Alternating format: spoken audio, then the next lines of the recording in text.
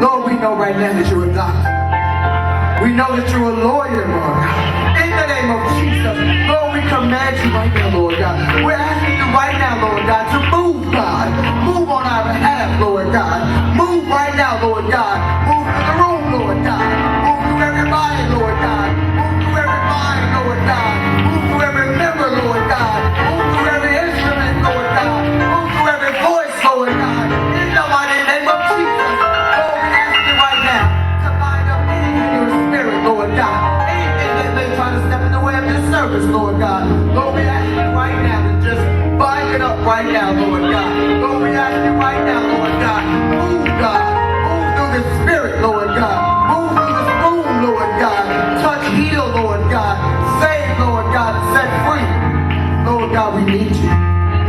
We need you in a mighty way, Lord God. Lord, we ask you right now to look down on America, Lord God. Lord, we ask you to look down on the government, Lord God. Every entity of every piece of every government, of every state, of every city, of every municipality, Lord God. We ask right now, Lord God, that you stretch your hand across it, Lord God. Lord, we ask that you touch right now, Lord God. Lord, use these people to our benefit, Lord God. Lord, we ask you right now to release the fear across our country, Lord God.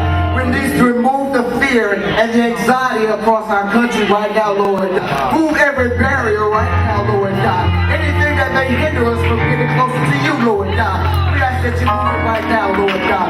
Lord, we ask that you cover us, Lord God. Cover us in your blood, Lord God. Keep us covered from all hurt, harm, and danger, Lord God. In the mighty name of Jesus. That's right, Lord God. Move in us, Lord God. Revive our spirit right now, Lord God. Rededicate us right now, Lord God. Lord, we need you to lift us, Lord God. Lord, we need you to raise us right now, Lord God. In the mighty name of Jesus. Lord, we can't do it without you, Lord God. Lord, we can't make it without you, Lord God. Lord, help us to remember, Lord God, that we can't even take a step without you, Lord God. Lord, when we fall slack on giving you thanks, Lord God.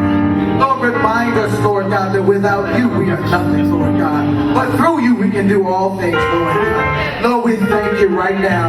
We come giving you thanks, glory, and all honor, Lord God. In the mighty name of Jesus we pray. Amen.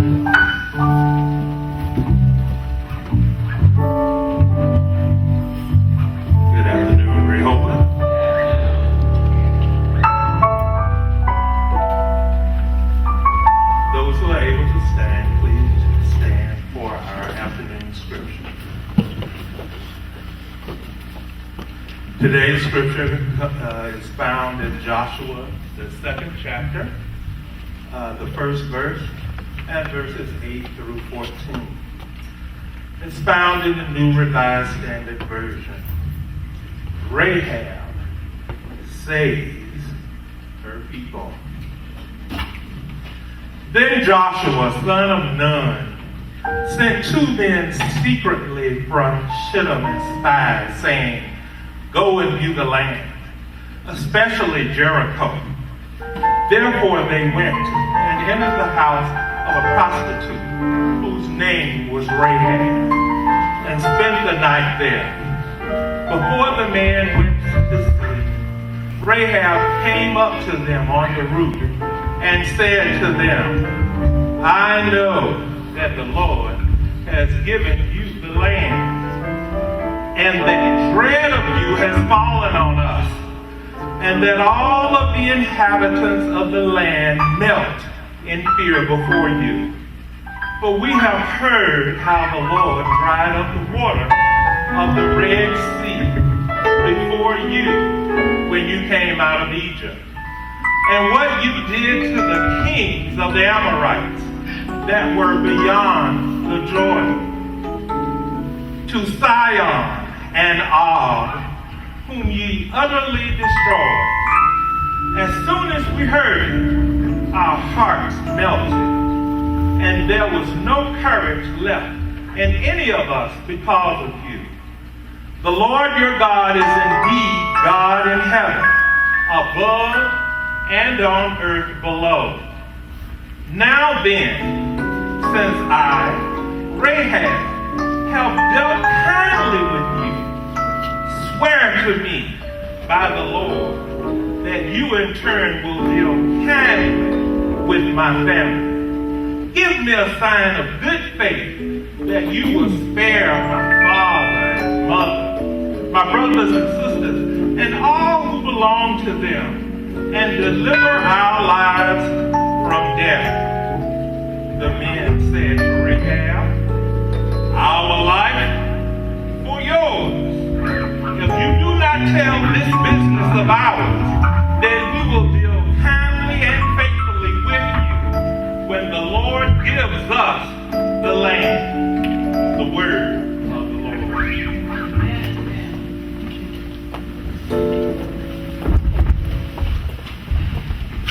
Amen. Can we sit up to our feet and just give God a good praise this afternoon? Hallelujah. Hallelujah. Worthy to be praised. Hallelujah. Yeah, this is the day the Lord has made. We will rejoice and be glad in it. For we can like this book.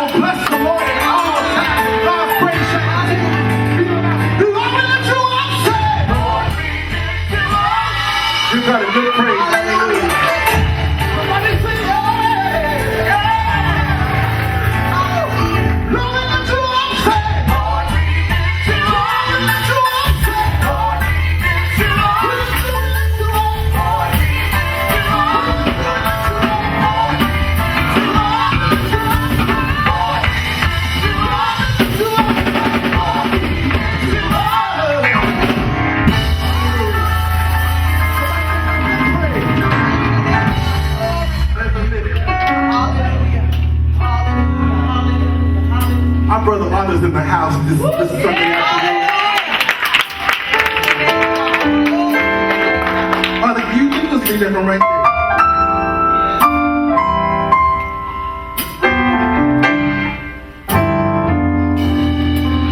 There's lifting of the hand. All right. There's lifting of the heart. Oh, there's a lifting of the eyes.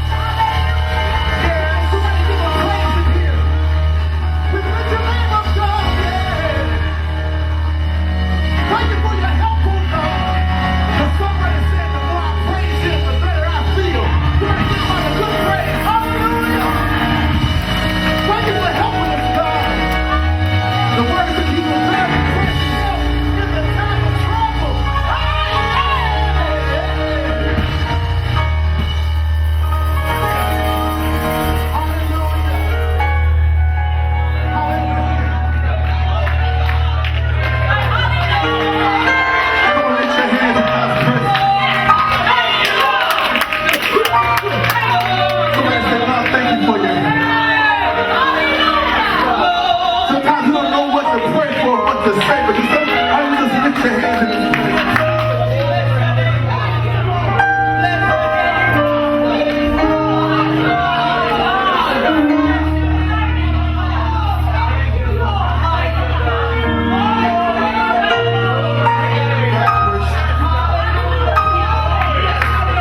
Thank you for loving us. God, thank you for being consistent.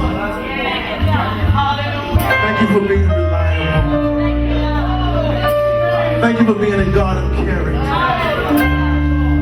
Thank you for keeping your word. Lord, even when we fall short, God, even when we don't believe what you see through us. God, thank you for grace. Thank you for grace.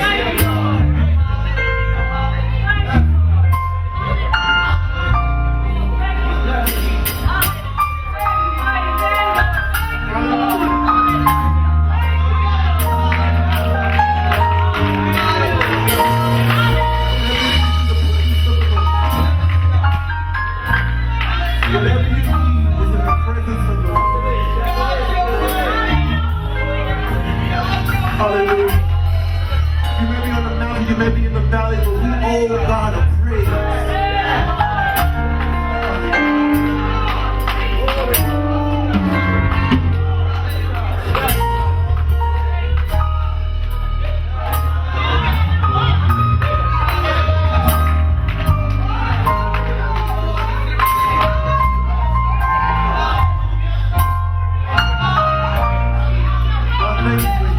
God, thank you for healing of the body, healing of the mind, healing of the spirit.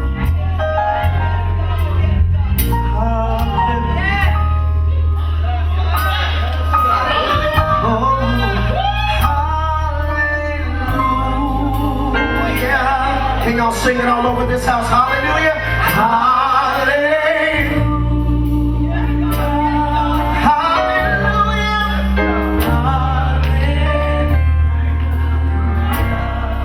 Lord, we love you. Lord,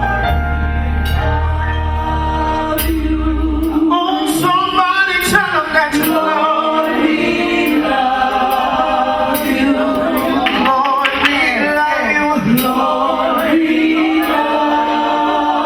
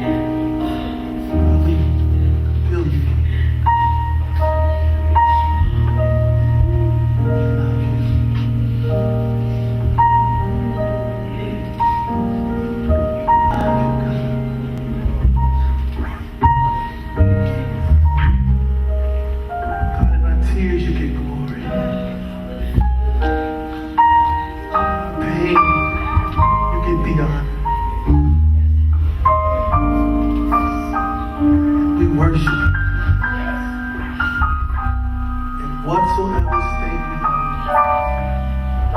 we choose to give. We choose to give.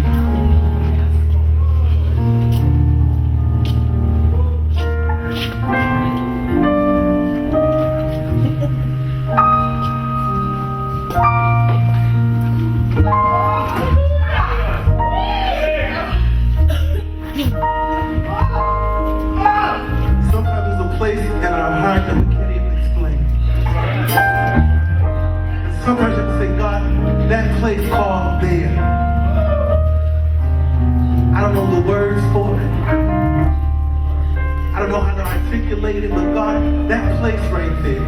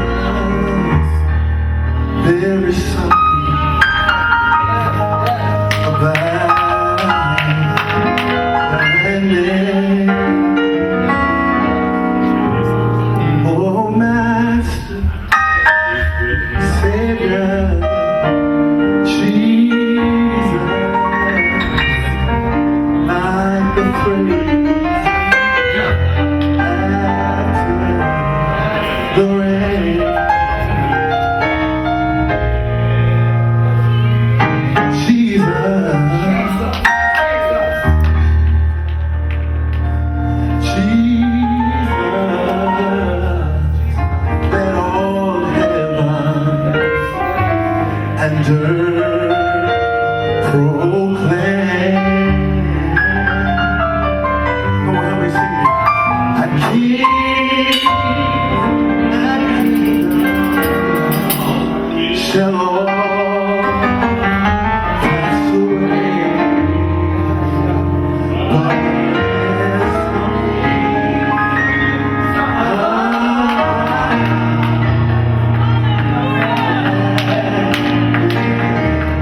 anybody with the power of the name of Jesus, give God a good praise. Hallelujah.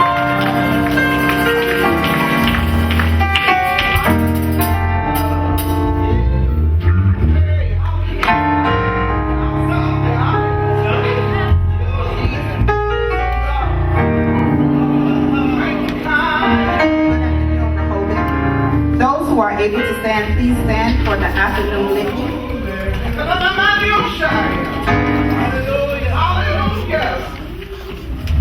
I will read the leader and the people will follow.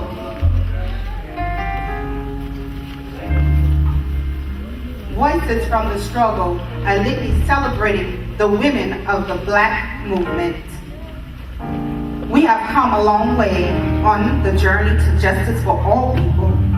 A hard journey still remains. We give thanks for the women who have helped, challenge, and guide us thus far on the way. The struggle continues, and their example and voices sustain us. And the people read,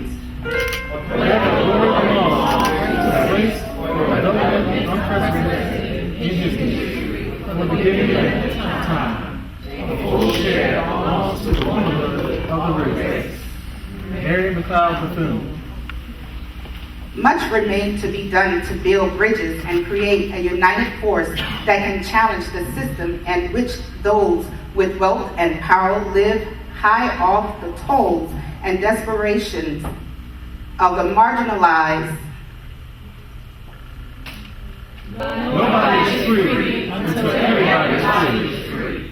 Fannie Lou Hamer. Masses movement always come as the product of long years of mundane work by unsung heroes. But no one can predict when the upsurge will crystallize. We cannot predict today when it will happen again. However, as surely as I know that the dawn will come tomorrow morning, I am convinced that it will happen again. Annie Bernard. The struggle is eternal. The trial increases. Somebody else fares along. Ella J. Baker. Today, clouds can never deny yesterday's beautiful sunset. The inconvenience of today's storm can never turn us from tomorrow's harvest. We plant, we reap, and we try because we are human. We hope, we continue. Our souls is rested, but it will have to get up in the morning and start again. Nikki Giovanni and the people read. Change will come. As always, it is just a matter of who determines what the change will be. Winona Leduc. If you want to change society, we must begin to transform by transforming our lives, learning from one another about one another's history, culture, dreams, hope, personal experience. We must become one for the future of humanity. People read. I have learned over the years that when one's mind is made up, this diminishes fear. Knowing what must be done does away with fear. Rosa Parks. There is one thing you have got to learn about our movement. 3 people are better than no people. Fannie Lou Hamer.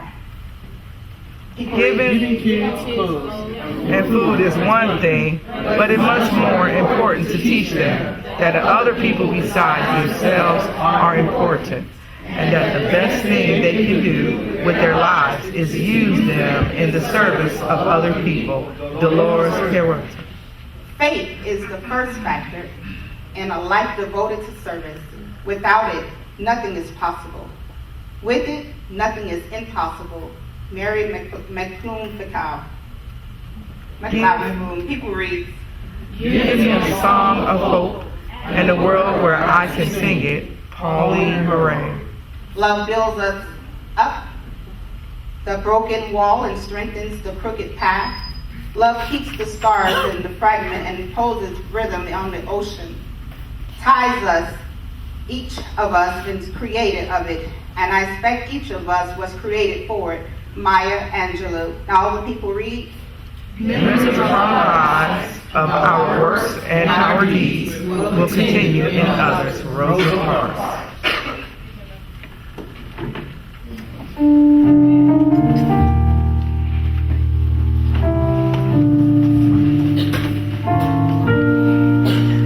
Let us remain on our feet as we sing the national anthem.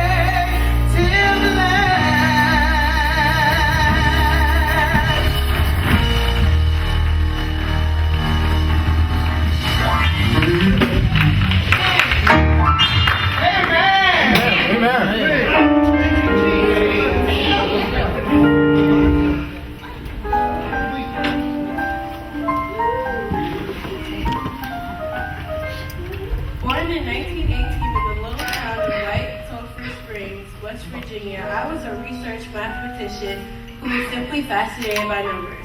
Fascinated by numbers and smart to boot, for the time I was 10 years old, I was a high school freshman. A truly amazing feat in an era when school for African Americans normally stopped at the 8th grade for those who could indulge in that luxury.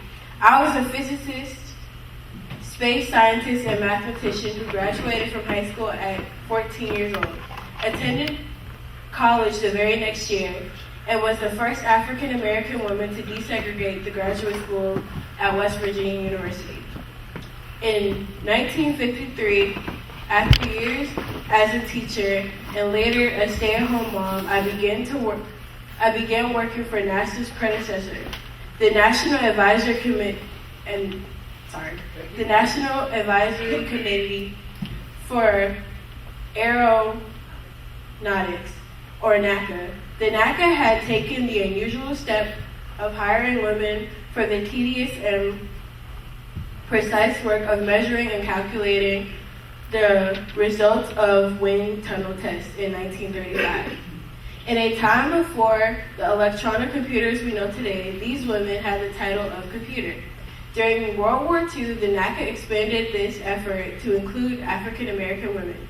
The NACA was also pleased with their results, that unlike many organizations, they kept the women computers at work after the war. By 1953, the growing demands of early space research meant that there were openings for the African American computers at Langley Research Center Guidance and Navigation Department, and I found the perfect place to put my extraordinary math skills to work. As a computer, I calculated the trajectory for Alan Shepard, the first American in space. Even after NASA began using electronic computers, John Glenn requested that I personally recheck the calculations made by the new electronic computers before his flight aboard Friendship 7, the mission on when he became the first American to orbit the Earth. I continued to work at NASA until 1986, combining my math talent with my electronic computer skills. My calculations proved as critical to the success of the Apollo moon landing program at the start of the Space Shuttle program, as they did to those first steps on the country's journey to space. From honorary doctorates to 1967 NASA Lunar Orbiter Spacecraft and Operations Team awarded, I led positively littered with honors. I was also named one of the People's 25 Women Changing the World last November, and whose amazing life inspired the critical acclaimed film Hidden Figures, which won the Screen Actors Guild Award. But on Tuesday, November 24, 2015, I received the nation's highest civilization honor, the Presidential Medal of Freedom from President Barack Hussein Obama. NASA has even honored me, a 97-year-old mathematician, on May 5, 2016 by dedicating a building in my name at the Space Agency Langley Research Center in Hampton, Virginia. I am Katherine Johnson.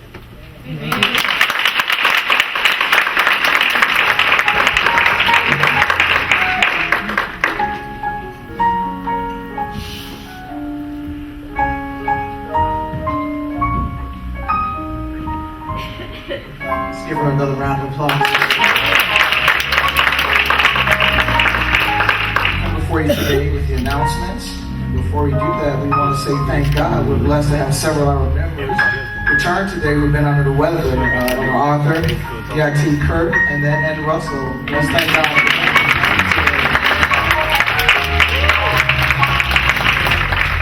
New ministry leads and backups are reminded that your 2017 strategic plan for your ministry is due within the first 45 days of installation. You can pick up a sample strategic plan in a narthex before and after service. Please email completed plans to associatepastor@makeroomforme.com no later than March 12th. 6 weeks of consecration. Prayer calls has begun. These calls are scheduled for every Wednesday evening at 7 p.m. and Sunday morning at 8 a.m. and will end on Sunday, February 26, 2017. The intercessory prayer team will lead the congregation in these prayers. The conference call number is 1-877-501-6229, and participant code is 866-2587. Please make plans to join us as we petition God for direction and guidance for the new year.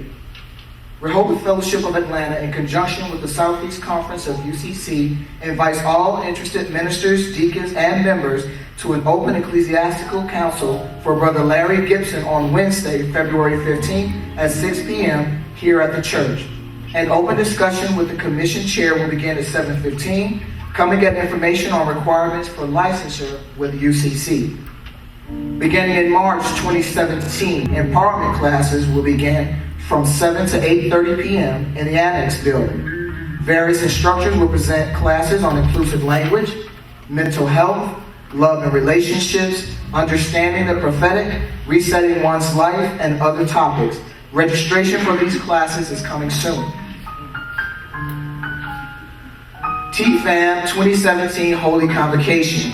The convocation will be held July 19th through the 22nd at Intercontinental Hotel, New Orleans, French Quarter. Rehoboth Fellowship Atlanta and Real Inspiration Ministries are chartering a bus. The bus is $150 per person, and a $50 non-refundable deposit is due by March 1st. Please sign up with Tracy Collier at the end of service in the narthex. The hotel is $99 per night. Please visit our website for a link to make your room reservations today. Parents are encouraged to bring children and youth to participate in our weekly children's church services.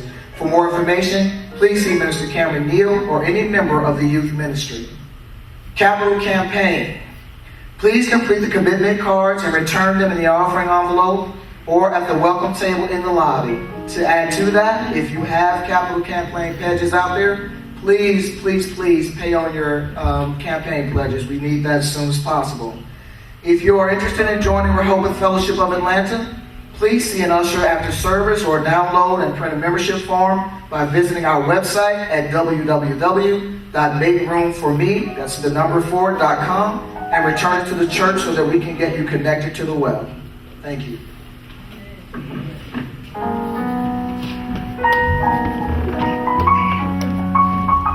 Amen. Praise the Lord. One day I'm going to do the announcements again so I can say narthex, because I like that word. So thank you so much for being here at Rehoboth Fellowship of Atlanta. Those of you who are with us in person and those of you who are with us online, thank you for being here again. This is home, guys. So you are not visiting. It's not a place that you come by and visit. This is home. Anytime you step in here, this is where you belong, and we welcome you. Thank you so much. We are always here 3 p.m. every Sunday afternoon, and anytime we're not, like maybe in the summer if we go to the park and we invite you there, we'll let you know. But if this is your first time visiting here, where the pastor of this house is Pastor Troy Sanders, and our associate pastor is Lucretia Bellamy, if this is your first time here, would you please stand if you are able to? Don't be shy. So if you're not standing, it means that all of us are family and everybody's a member. Is that right? So nobody gets a surprise at the front in the narthex. I'm just saying, because I'm going to pick up one of those gifts. So if you're not getting it, that means all of us are family. Well, enjoy the service today. We're glad you're here. And if you are if you are home for the first time here, and this is your first time, you can slip outside at the narthex at the end of service and get the gift. I like the word. And go ahead and get the gift. And it's our way of saying thank you so much for stopping by here, because you could have gone anywhere else today, and some of you have, but you decided to stop by here, and we appreciate you. Thank you so much. Now, Rehoboth, if you would stand to your feet if you are able, and let's welcome and love on each other the way we do. Rehoboth,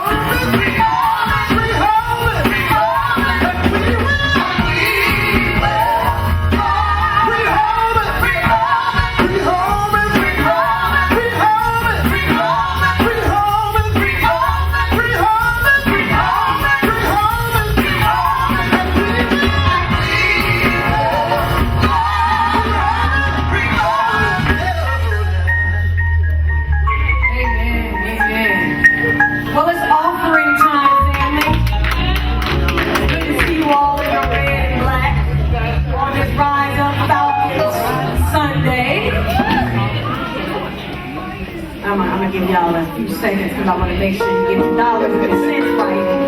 How's the volume out there? It's good. All right.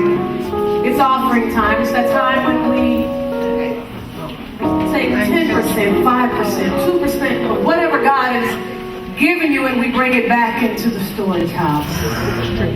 We know what our responsibilities here are, so regardless of whether you're online today, whether you missed church today, or you're here in church, we ask that you would bring your gifts this afternoon.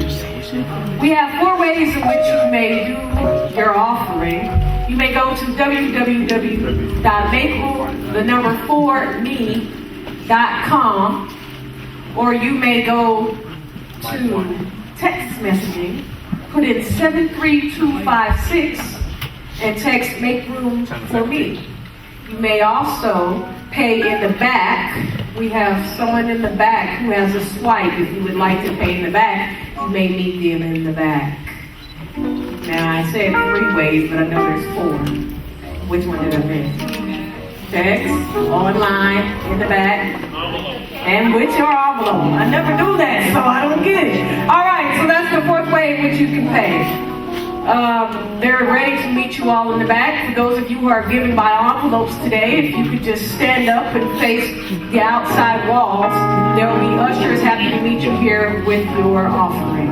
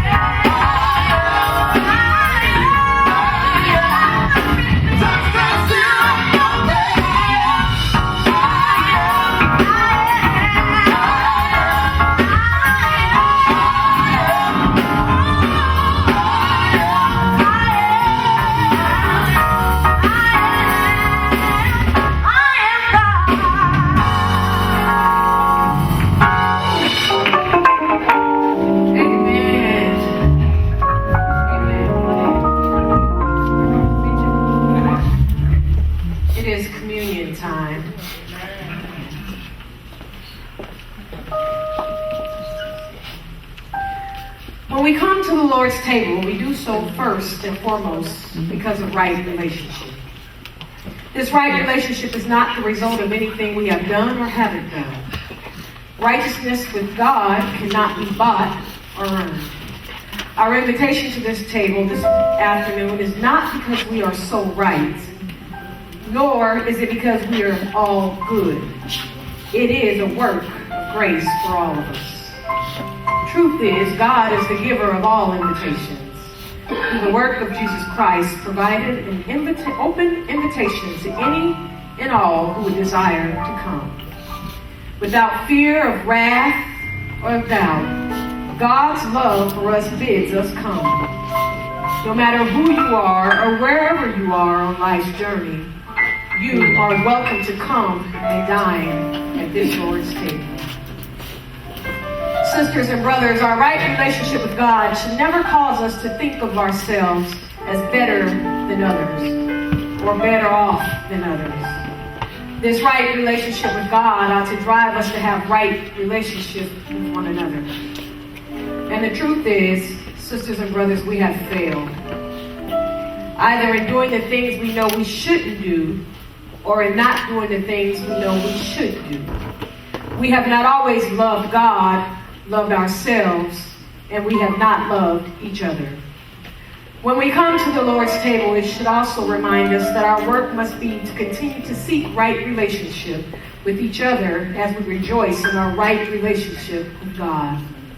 Believers, no matter who we are, we all need grace. We not only need to ask God for forgiveness, we also need to ask each other for forgiveness. And more importantly, we also need to forgive. Rehoboth, as we pause now, I ask if you know of anything that keeps you from right relationship with your sisters and brothers in this room, to get it right and be reconciled with one another. As we bow our heads in private prayers of confession, I also encourage you to move quietly towards that brother and sister wholeheartedly. Ask for forgiveness so that we may enjoy right relationship with God while enjoying right relationship with each other. Just take a moment amongst yourselves.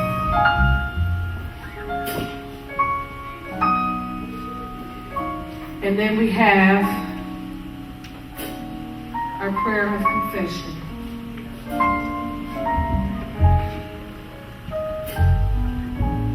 Lord God, we come to you today and we just ask you to forgive us. Forgive us, Lord, for any wrong that we may have done against our brothers and sisters. Forgive us for any wrong, Lord God, that we've done without even knowing. Lord, I ask you right now to wash us and clean us, Lord God. Give us a clean heart, Lord God. Clean spirit, Lord God. Lord, fill us with love for ourselves, Lord God. Help us to love others, Lord God. And Lord, most importantly, God, strengthen our love for you. Lord, we ask you right now to just make it right, Lord God. Make it right within us, Lord God, and help us to make it right with those that we may have aught against, or who may have aught against us. Lord, we ask these things in your Son, Jesus' name. Amen. Amen. Ministers and deacons, I invite you to prepare yourselves to give and receive of the Lord's Supper.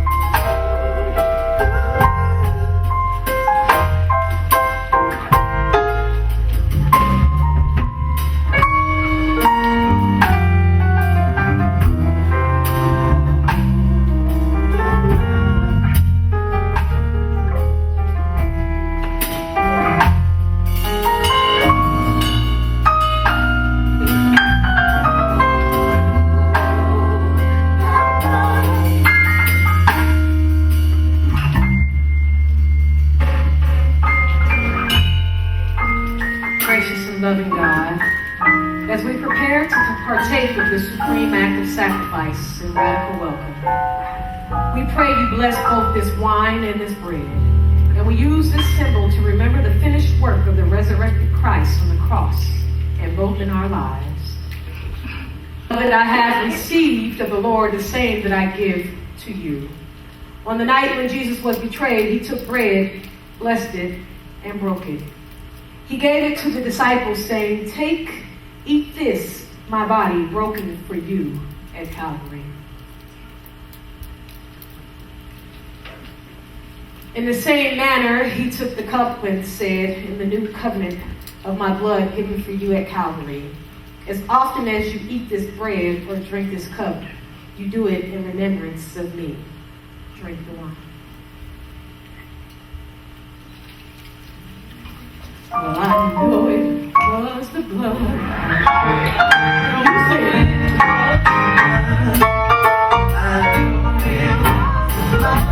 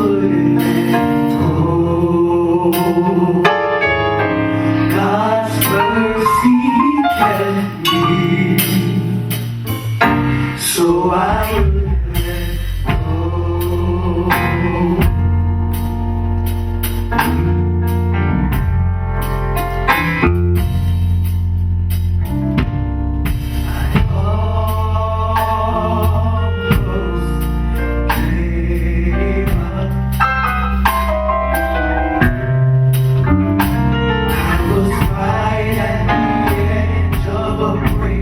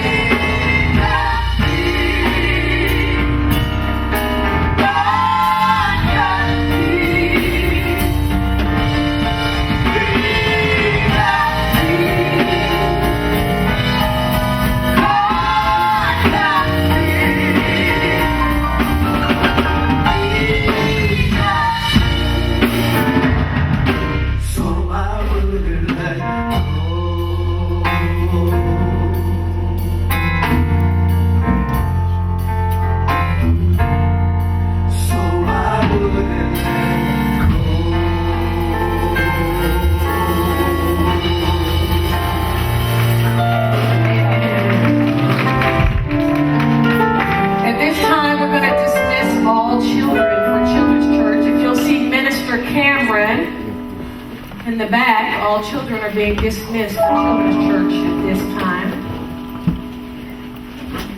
I greet you all with God's joy this afternoon. On behalf of our pastor, Pastor Troy Sanders, who wants me to send you all greetings, and he promises that he will be back in the pulpit next Sunday. He understands that he's been gone. He's in Kentucky this week, preaching at he had to do an HIV and AIDS forum there that he spoke for, and he preached at someone's service this morning. We know he is in great demand in other places as well. So he will be back in the pulpit on next Sunday. The good news is since I'm preaching, we got here quick. Now that's the good news. Shout on that. All right, not today.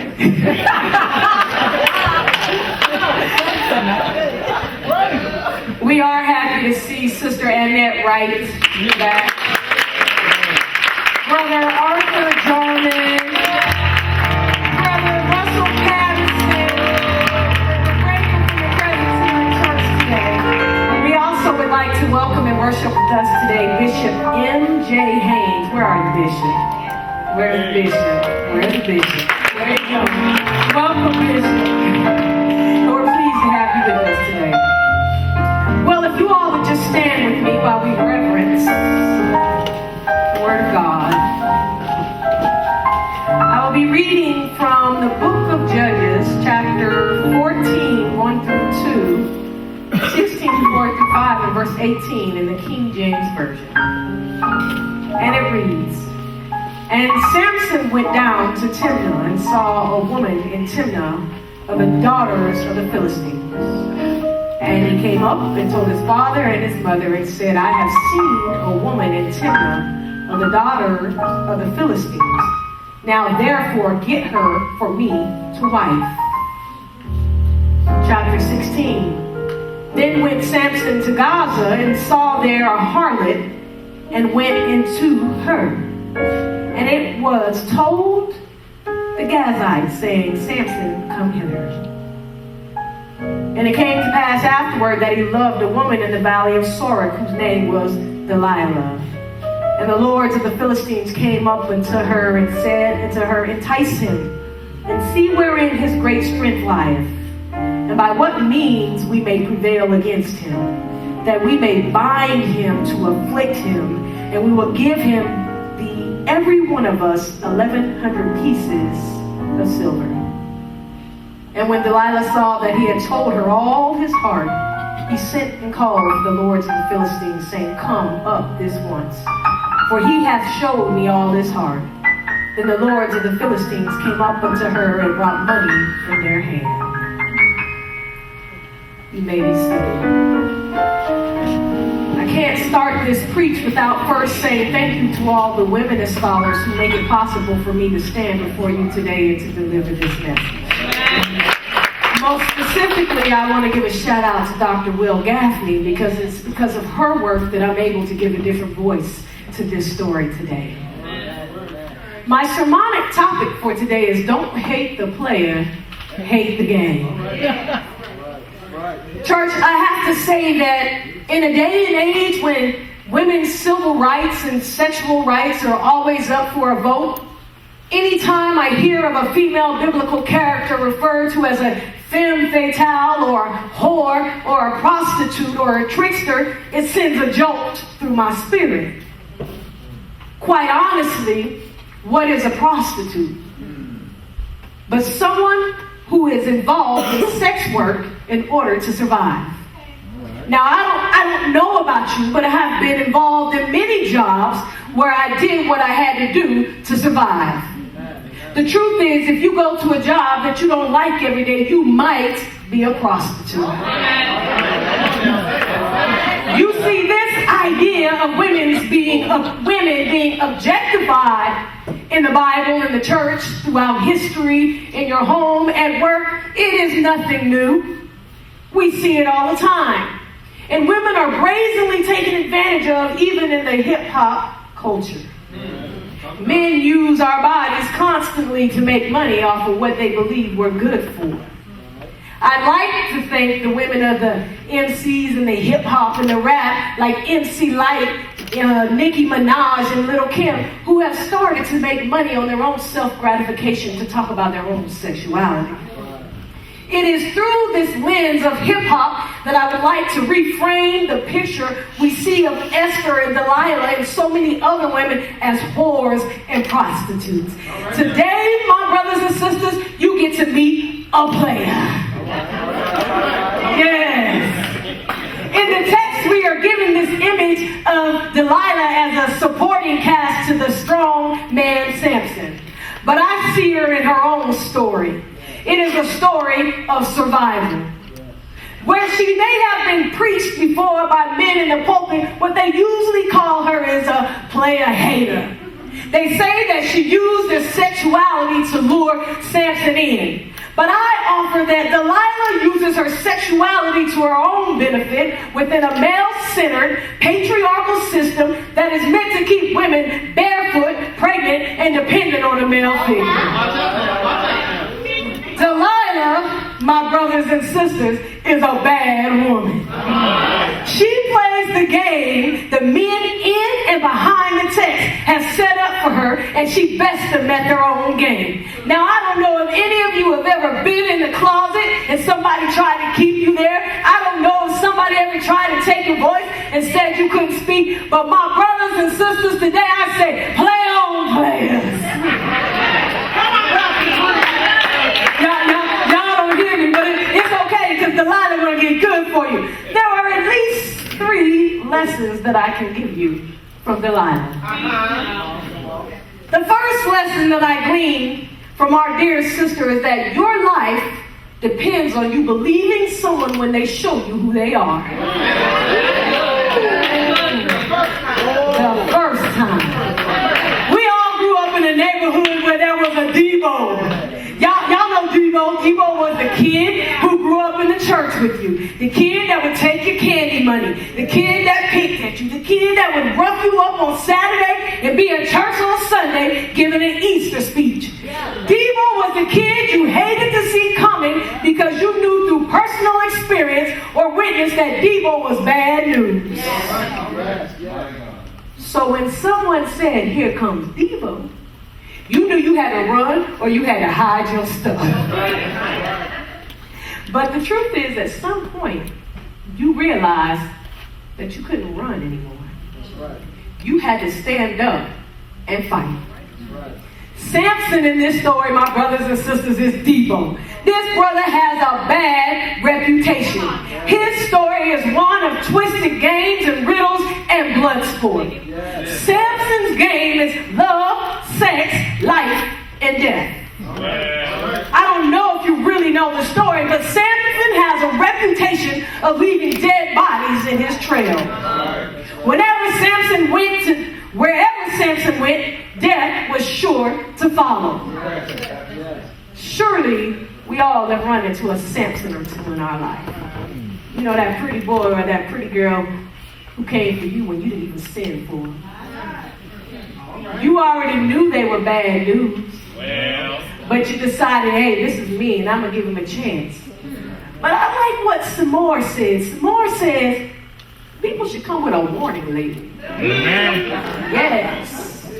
Samson had a warning label on him. Warning, I will sex you, tease you, and leave you for dead. Delilah was no fool, because let me tell you, she lived in the same neighborhood that Samson lived in, so she already knew his reputation. So when he came for her, she was prepared. There is something to be said for when God sends you a message and you fail to receive it because you get caught up in the game. Maya Angelou said, when somebody shows you who they are, believe them. We can't change folk. And when you see them coming and you know who they are, you got a few choices. You either engage them knowing what they are about, you walk away or run like you know what, or you stay there and play the fool. Delilah was no fool. 45, I guess I'm not allowed to say his name because a couple of y'all don't like it. But 45 is one of those people who showed us who he is. He didn't lie. He said he would build a wall, and darn if he ain't banning folks from the country. He said he would fire everyone in the White House, and darn if he ain't got the Klan in it. He did not lie. He showed us who he was before he even got elected. What I don't understand is, for all the folks who voted for him, why they acting like they don't know what he's saying? The problem is they didn't think they were some of the people that he was coming after. Now they mad, but I got news for them, baby. Don't hate the player, hate the game.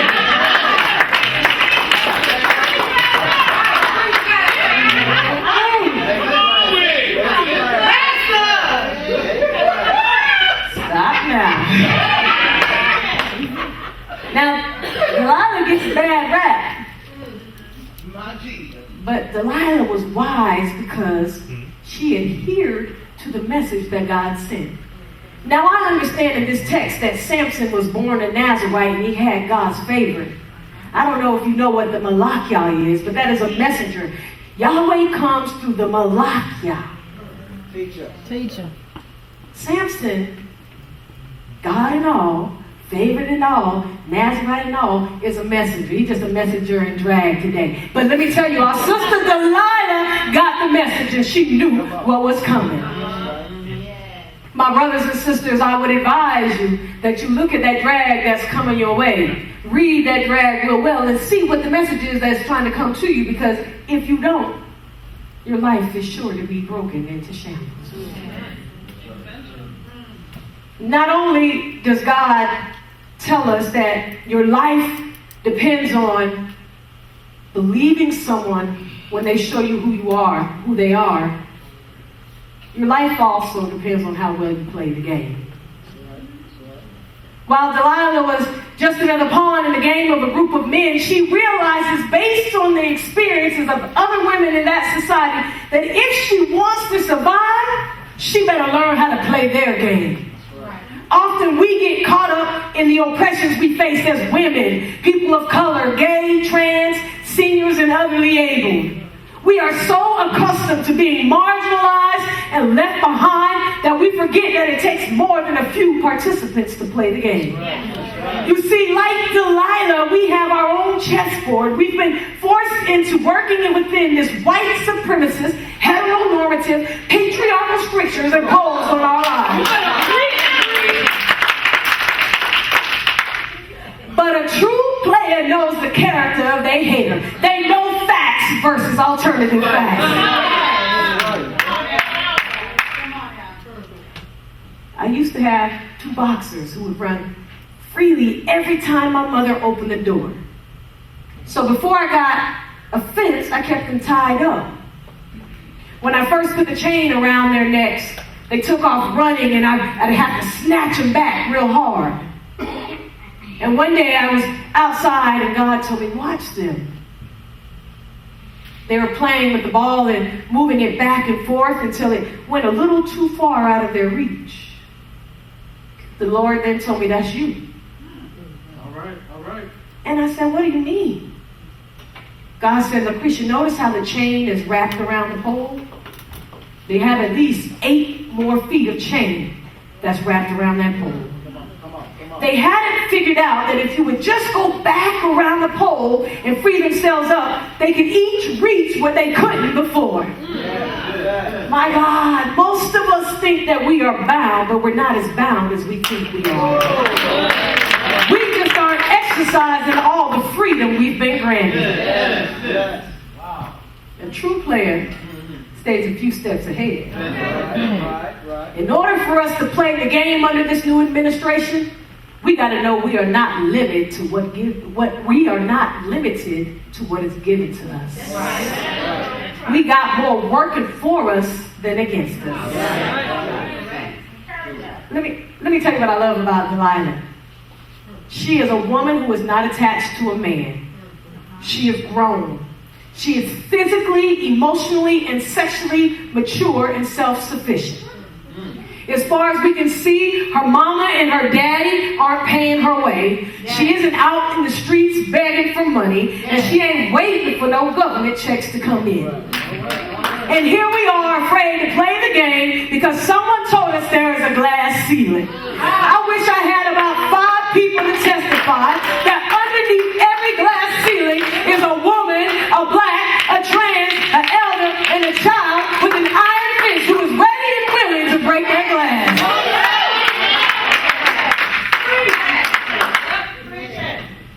Some of us sitting here wondering what all the rich white folks in 45's game going to do with our food stamps, health care, and schools. My brothers and sisters, I'm here to tell you that at the time to sit around and see what the end going to be is over. It's past time for us to build our own businesses, teach our own children, shop and buy in our own neighborhoods. This ain't no new thing. That's what Black Wall Street was all about. The way we beat them at their game is to have our own resources. Right. Thank God to tell you that an independent woman is dangerous to patriarchy. Yeah, come on now. But an independent community is a threat to the game altogether. Now, I don't know about you, but if I'm put in a situation where I have to decide what I'm willing to do to live, I'm always going to choose me. The Philistines and Samson tried to set your girl up. They tried to make her be on sides, but she wasn't going to be on anybody's side. She chose to live. This could be a cruel world. And you have to learn to play the game or get played. Either way, if you decide not to play, somebody's going to win, because let me tell you what, you can't play a player. You cannot play a player, so you either get in the game and play it, or you decide to lay it down and die. Not only does your life depend on believing someone when they tell you who they are, not only does your life depend on how well you play the game, your life depends on knowing where your strength comes from. That's right. Delilah, and I might add, our sister Esther, have both presented themselves as bona fide hustlers. They both had to hustle to survive, because women are not supposed to choose themselves over men. Like most minorities, we are expected to sacrifice ourselves, lay down our lives, and offer up our bodies to protect both men and the white interests. From the time we arrived here in the United States of America, we have had to acknowledge our strength. But should I tell you that we have always known that there's a power higher than us that has kept us even when we couldn't keep ourselves? While the great missionaries believed they gave us Christianity, before our ancestors arrived on this land, they knew who their God was. God was summoned in every dance and every beat of the drum and every ritual. To them, there was no difference between the sacred and the secular. They didn't have to wait until Sunday morning to acknowledge their strength. God was in hunting and humping, as well as bumping and grinding. God was always present, so we didn't have to wait till we got here to know that. Samson's downfall was his arrogance. Arrogance got him played in the end. My brothers and sisters, he got caught slipping, and we all know that slipping is a precursor to death. Something to be said for arrogance. You see, it's one thing to be confident, and it's another thing to use your gifts and talents to the glory of God. But at the heart of arrogance, you will find an individual who lives an existence unmolested by the rumbling of the soul. What does that mean? Unmolested by the rumbling of the soul. People who fail to give God glory for their wonders are not pestered by an inner spirit. They are without spirit. They are void of this spiritual being in them. They think that they got here on their own. They believe that every good work they do is because of them. They believe they are so talented, so smart, so educated, so wealthy because of their own. Samson forgot that he had God's favor before he was even born. Mark my word, if you believe that there's a God who will judge us for what we did on this earth, make sure that your soul, your spirit has been molested, that it's pestered every time you step in front of someone and think you're so good.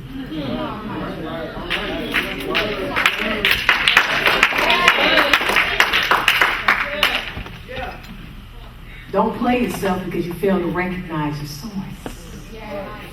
The very thing that we were blessed with can be taken in a wink of an eye. We can't take credit for God's glory. Sometimes people look at you and wonder how you got what you got, how you live where you live, and how you drive what you drive. You just tell them, baby, I'm a hustler. Better yet, tell them I've been on the grind for a long time. I grind when I pray in the morning. I grind when I serve the poor. I grind when I feed the hungry. I grind when I do social justice. I grind when I stand up against unjust systems. And I grind when I give God praise. That baby is a player. I told you I'll be quick and I'll mean it because I know the game's coming on. But just a few more minutes and I'll take my seat. Too often in this story, women leave the Bible never to be seen or heard from again. Our dear sister, Esther, Delilah, and so many others have not wanted to be canonized because they thought that there was no God in the book of Esther. They said that there was no spirituality in the book of Esther. They said that she had no place in the Bible. But I stopped by to tell you that while they were searching for God, they missed her. They were looking for a strong, confident man, but what they got was God embodied in a woman. You see, I believe Esther and Delilah were agents of God who refused to be tamed by their context. Let me tell you what I'm trying to tell you. When you can't see God in your complex situation, you got to know that there's a God that lives in you. There's a God that lives in you that can't be tamed by a trump, that won't fall victim to sexism, that looks racism in the face, stands tall and proud like a peacock, and just like Delilah and the many women who seem to fade away in the background, you take all the favor God gave you and you exit like a boss. And to that I say, keep on playing.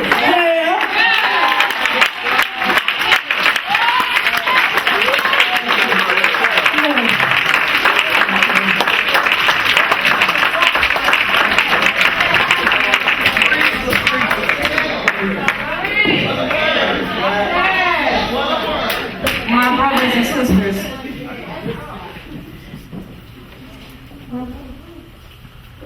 I challenge you not to walk around with your heads held down. That's what they want to see. We are kings and queens of the Most High. Our ancestors have played this game for way too long. We don't learn from the best. We got a spirit that won't be broken. For all our dollars and all our sins, up to us to keep our community together. It's up to us to look out for one another, to love one another, be present for one another. My brothers and sisters, I don't even know what comes next, but we have benediction. I pray that I didn't keep you too long. Yeah, I can't sing, so that took 30 minutes out of the program right there. If you all will, let's greet Brother Giovanni for the benediction. Amen. What an awesome word